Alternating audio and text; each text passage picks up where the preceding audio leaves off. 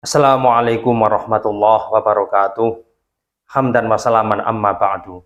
Allahumma sholli ala Muhammad wa ala ali Muhammad. Rabbi shrah li sadri wa yassir li amri wahlul 'uqdatam min lisani yafqahu qawli. Rabbana la ilma lana illa ma 'allamtana innaka antal alimul hakim. Saudaraku sekalian, dimanapun kita berada, semoga kita semua selalu dalam lindungan Allah Subhanahu wa Ta'ala, selalu dinaungi rahmat dan hidayah oleh Allah Subhanahu wa Ta'ala. Dimudahkan segala urusan kita, dimurahkan rezeki kita, dijauhkan dari penyakit, musibah, dan mara bahaya. Pada kesempatan kali ini saya akan membagikan wirid atau doa, yaitu berbentuk sholawat yang biasa dikenal dengan istilah sholawat Fatih. Fatih artinya pembuka, karena sholawat ini disusun memang untuk membuka sesuatu. Saudaraku sekalian, apapun masalah kita, seberat apapun problem yang kita hadapi, sesulit apapun masalah yang sedang kita atasi, semuanya pasti ada jalan keluar. Semuanya pasti ada solusi yang sudah disiapkan oleh Allah Subhanahu wa Ta'ala. Nah, untuk mencapai solusi yang menjadi pengurai masalah-masalah kita, ini ada jalur langit dan jalur bumi. Nah, bagi seorang hamba, kita wajib berikhtiar secara lahir. Tidak diperbolehkan hanya berpangku tangan, menunggu keajaiban, menunggu keberuntungan. Ini tidak diperbolehkan dalam Islam. Kita harus berikhtiar, harus berusaha sekuat tenaga, semaksimal mungkin, yaitu dengan kadar ukuran kapasitas masing-masing. Nah, namun ikhtiar itu ternyata tingkat keberhasilannya tidak lebih dari 30%, teman-teman. Selebihnya dipengaruhi oleh faktor X atau faktor lain dari ikhtiar lahir kita. Dan faktor X tersebut yaitu jalur langit, yaitu dengan cara mendekatkan diri kepada Allah Subhanahu wa Ta'ala. Dengan mendekatkan diri kepada Allah, maka Allah mengatur alam semesta ini dengan penuh keindahan. Alam semesta ini merespon apa yang kita ucapkan, apa yang kita angan-angan, apa yang kita niatkan. Karena alam semesta ini kandungannya adalah energi, sehingga apapun yang kita ungkapkan, yang kita pikirkan, yang muncul dari perasaan kita, itu semua direspon oleh alam semesta ini. Dan kemudian ditransfer kepada Allah, lalu diijabah. Baik ataukah buruk apa yang kita keluarkan, maka itu akan terjadi. Nah, sholawat Fatih ini bagian dari amalan jalur langit, yaitu mendekatkan diri atau berikhtiar secara batin. Sholawat Fatih biasa diamalkan pada saat kita berdoa setelah sholat, atau pada saat kita berzikir, tahlil, atau membaca zikir-zikir yang lain. Biasa kita tutup dengan salah satunya adalah sholawat Fatih ini. Nah, mengenai keagungan dan keutamaan membaca sholawat tentunya sudah diajarkan oleh baginda Nabi Muhammad SAW, dan Rasulullah sendiri mengajarkan sholawat tidak ditentukan melalui bentuk kata-kata tertentu. Mungkin yang muncul dalam hadis ada dua, yaitu Shallallahu ala Muhammad atau Allahumma sholli ala Muhammad. Dan di sana diperbolehkan untuk memilih dan boleh menyusun kalimat-kalimat tersendiri. Salah satunya adalah sholawat Fatih. Dari sisi definisi atau pengertian sholawat Fatih, sholawat ini adalah sholawat yang berfungsi untuk wasilah atau sebagai sarana terbukanya segala sesuatu, segala masalah-masalah yang sulit menjadi mudah. Nah, membuka sesuatu ini mencakup keseluruhan dalam aspek kehidupan kita, mulai pintu hati, hati yang sedih menjadi gembira, menjadi cerah, kemudian sesuatu yang sulit menjadi mudah, awalnya sial menjadi selamat, kemudian awalnya selalu rendah, diangkat derajatnya oleh Allah menjadi mulia, yang awalnya rezekinya seret, kemudian oleh Allah dibuka menjadi mudah. Segala anugerah dari Allah dicurahkan untuk kita. Sehingga sholawat ini disebut dengan sholawat fatih, membuka segala hal yang buruk dan membuka pintu keberkahan atau pintu kebaikan. Nah, sholawat ini atau sholawat fatih juga biasa dikenal dengan istilah sholawat pembuka pintu arsy. Karena dengan membaca sholawat fatih ini, arsy atau singgasana Allah terbuka lebar untuk kita semua. Artinya, rahmat Allah dicurahkan untuk kita semua. Nah, adapun penyusun sholawat fatih ini, yaitu Asy-Syaikh Sayyid Muhammad Al-Bakri radhiyallahu anhu. Nah, beliau ini adalah salah satu keturunan dari Abu Bakar As-Siddiq.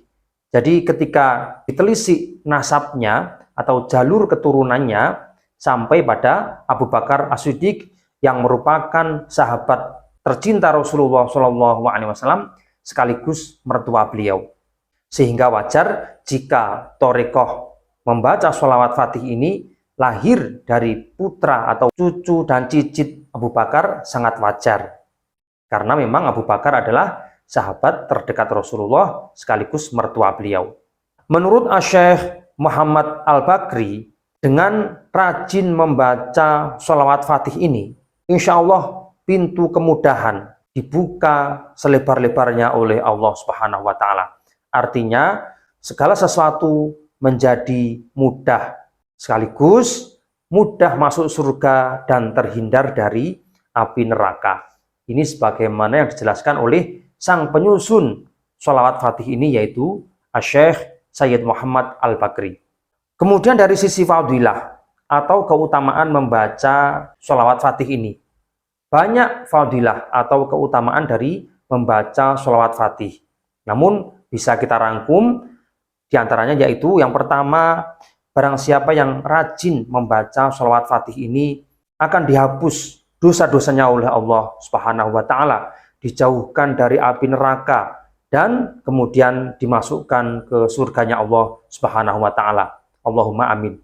Karena barang siapa yang rajin membaca sholawat, maka Allah pun juga akan mencurahkan rahmatnya bagi seseorang yang membaca sholawat tersebut.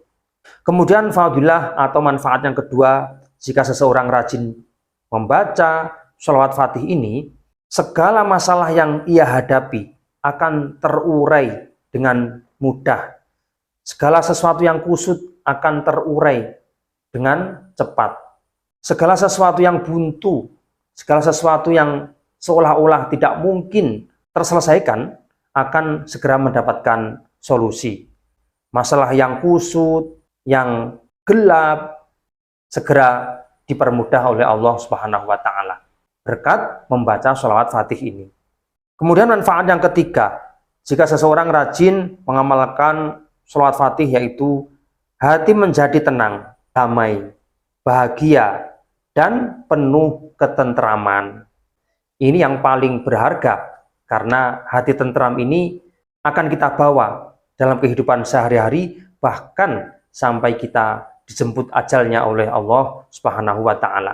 Kemudian yang keempat, jika seseorang rajin mengamalkan atau membaca sholawat fatih ini, dia akan dijauhkan dari musibah, kesialan, penyakit yang mengerikan, baik penyakit fisik maupun non-fisik. Misalkan fisik, kita terhindar dari penyakit taun atau penyakit yang mengerikan, sehingga jika dilihat oleh orang lain, ini menjadi tabu. Nah, ini insya Allah kita dihindarkan. Kemudian dihilangkan atau dihindarkan dari penyakit junun atau gila. Nah, ini insya Allah dengan mengamalkan sholawat fatih ini, kita terhindar dari hal-hal tersebut. Tidak akan tersentuh oleh jin.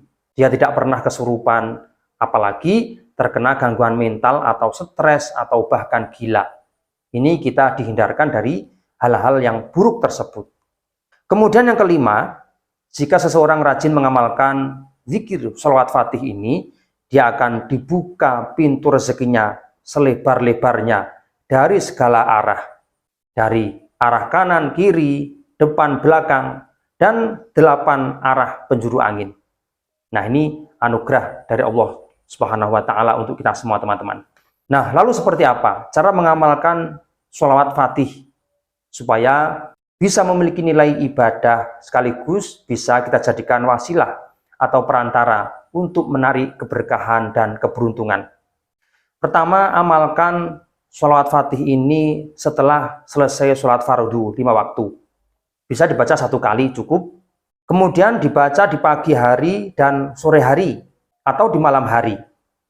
Kalau di malam hari kita baca sebelum tidur, ini cukup 1 kali. Kemudian bisa kita baca di sepertiga malam terakhir pada saat kita menjalankan sholat tahajud, yaitu antara 2:30 dini hari sampai azan subuh. Kemudian pada saat kita menghadapi masalah tertentu yang kita anggap berat, maka kita perbanyak membaca sholawat Fatih ini. Nah, adapun bentuk sholawat Fatih yaitu Bismillahirrahmanirrahim, Allahumma sholli ala sayyidina Muhammad al-Fatihi lima ughliq wal khatimi lima sabaq nasiril haqqi bil haqqi wal hadi ila siratikal mustaqim wa ala alihi haqqa qadrihi wa miqdarihil azim.